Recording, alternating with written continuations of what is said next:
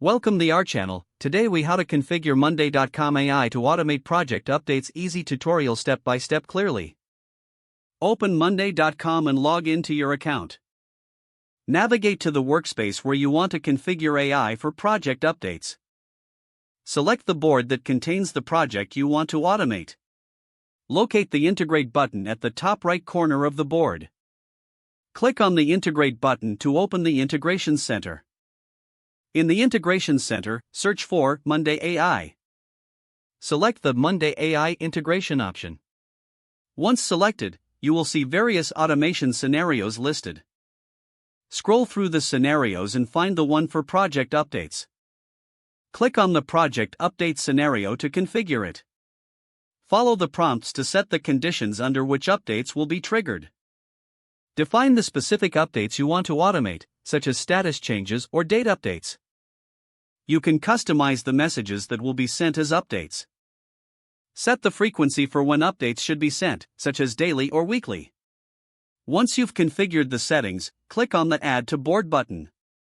Review the setup to ensure everything is correct. Test the automation by making a change within the board to see if an update is generated. Monitor the first few updates to ensure the AI is functioning as expected. If needed, return to the integration settings to make adjustments.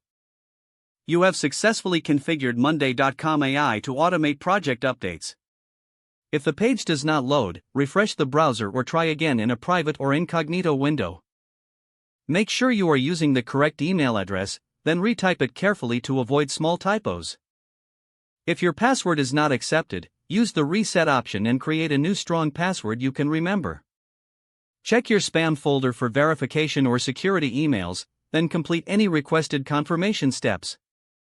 Enable two-factor authentication if available to improve account security and reduce unauthorized access risk. After signing in, review your profile details so your contact information and settings are accurate and current.